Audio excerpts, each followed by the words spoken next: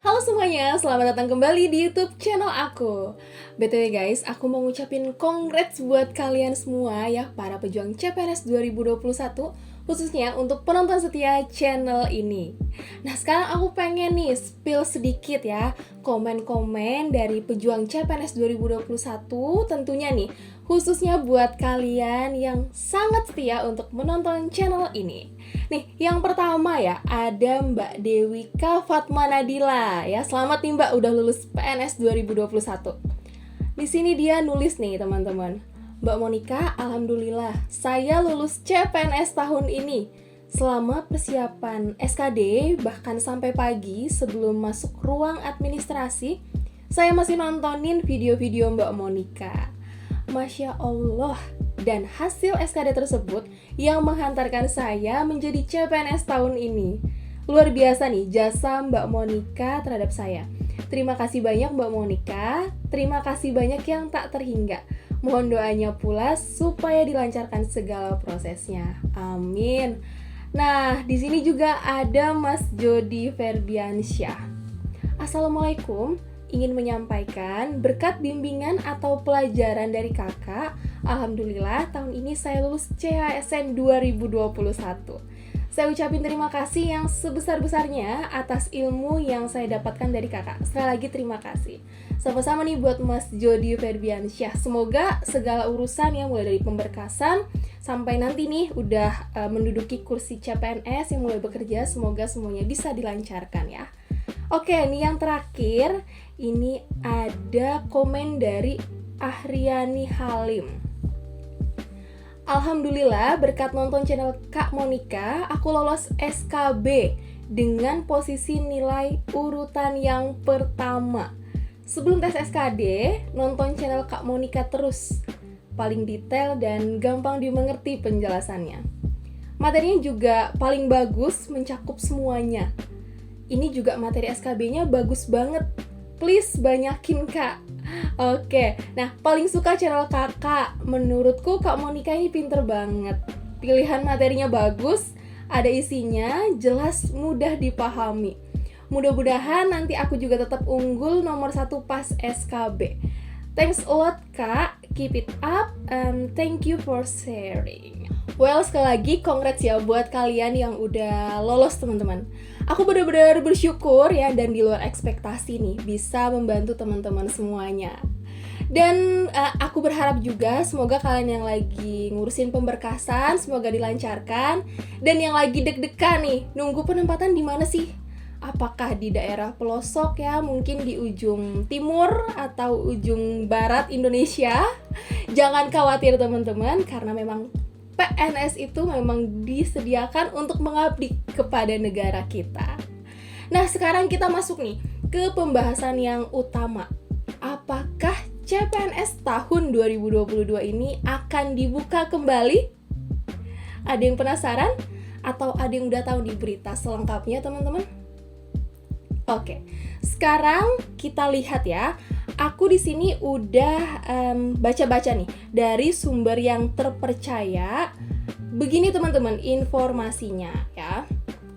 Di sini aku kutip dari kompas.com. Pemerintah melalui Kementerian Pendayagunaan Aparatur Negara dan Reformasi Birokrasi atau Kemenpan-RB memastikan tidak ada rekrutmen calon pegawai negeri sipil pada 2022.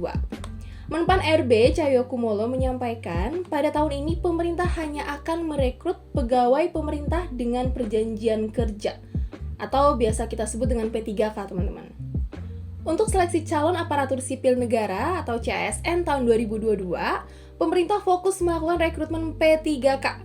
Dan di tahun ini, formasi untuk CPNS tidak tersedia. Ujarnya dalam keterangan resmi yang diterima kompas.com, Rabu tanggal 19 Januari 2022.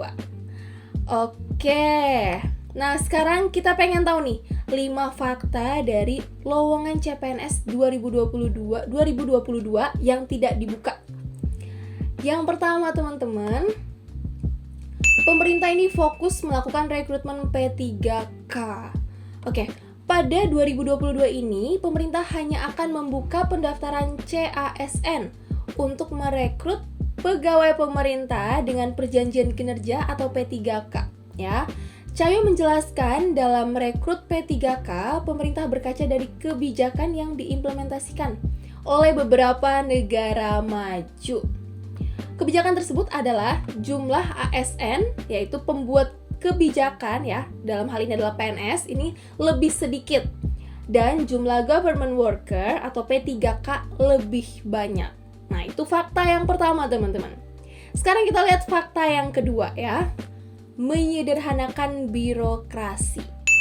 Selain kebijakan untuk pelaksanaan seleksi CASN 2022, pemerintah juga tengah menyusun kajian sebagai dasar regulasi untuk mengatur kriteria mengenai jabatan yang dapat diisi oleh PNS dan P3K. Kedepannya, kebijakan ini akan mengatur mengenai jabatan yang secara spesifik dapat diisi oleh PNS dan P3K. Oke, nah di sini program penyederhanaan birokrasi dan pengalihan jabatan struktural menjadi fungsional yang sudah dilakukan sejak tahun 2019, maka terdapat beberapa perubahan yang perlu disesuaikan kembali oleh tiap instansi pemerintah. Perubahan tersebut meliputi analisis jabatan atau ANJAB dan analisis beban kerja atau ABK. Karena ANJAB dan ABK ya dari setiap jabatan fungsional yang sebelumnya telah dilakukan perlu disesuaikan dengan kondisi saat ini. Nah, perubahan serta review ANJAB dan ABK jabatan fungsional yang telah ada sebelum program penyederhanaan birokrasi dikarenakan adanya perubahan status pegawai yang wajib menjadi fungsional. Sehingga perlu dilakukan perhitungan kembali mengenai ANJAB dan ABK secara menyeluruh untuk tiap instansi pemerintah sebagai dasar perhitungan untuk formasi kebutuhan CASN. Utamanya menghadapi seleksi CASN 2022 ini. Nah, ini kata mantan Menteri Dalam Negeri. Oke, selanjutnya teman-teman, fakta yang ketiga, ada apa ya? Kita lihat teman-teman. Oke, di sini tertulis transformasi digital. Perubahan lainnya adalah dengan diberlakukannya transformasi digital yang sedang berlangsung menuju implementasi sistem pemerintahan berbasis elektronik atau SPBE ya secara penuh. Diperlukan adanya kajian mengenai dampak terhadap kebutuhan ASN di berbagai lini di semua instansi pemerintah. Nah, saat ini dari sekitar 4 juta ASN, lebih dari sepertiganya menempati jabatan pelaksana. Nah, diharapkan teman-teman dengan adanya transformasi digital, maka diperkirakan kebutuhan akan jabatan pelaksana akan berkurang sekitar 30-40%. Untuk itu, perlu strategi alih tugas dengan upskilling dan reskilling agar jabatan pelaksana yang masih ada dapat melaksanakan pekerjaannya ke depannya. Jadi, CPNS 2022 tidak dibuka agar pemerintah tidak kelebihan tenaga kerja yang sebenarnya tidak terlalu dibutuhkan. Oke teman-teman, sekarang kita masuk ke fakta yang keempat. Di sini ada keterbatasan waktu. Cahyo juga menyebutkan pertimbangan lain untuk tidak membuka formasi CPNS pada seleksi CASN 2022 adalah mengenai keterbatasan waktu. Disebutkan bahwa rangkaian pelaksanaan seleksi CPNS ya relatif membutuhkan waktu yang lebih lama dibandingkan P3K, sehingga dikhawatirkan tidak akan selesai tepat waktu jika membuka formasi CPNS pada tahun ini. Namun, sebenarnya ini nggak sepenuhnya teman-teman kalau formasi CPNS ini akan dihilangkan. Enggak, ya. Formasi CPNS ini masih tetap dibuka melalui skema sekolah kedinasan. Jadi buat kalian nih ya, yang sekarang baru lulus SMA, mungkin kalian bisa mempersiapkan diri kalian untuk masuk ke sekolah kedinasan ya. Ada STAN, kemudian ada IPDN ya, ada STIS, dan juga masih banyak lagi sekolah kedinasan yang bisa mengantarkan kalian ke kursi CPNS tahun ini teman-teman. Oke, selanjutnya kita masuk ke fakta yang kelima ya. Di sini tertulis evaluasi seleksi CASN. Cahyo dalam berbagai kesempatan telah menyebutkan bahwa sembari menyiapkan seleksi CASN 2022 dan menunggu seleksi CASN 2021 selesai secara menyeluruh, pemerintah akan melakukan evaluasi seleksi CASN dan pembenahan model rekrutmen yang selama ini telah dijalankan secara menyeluruh.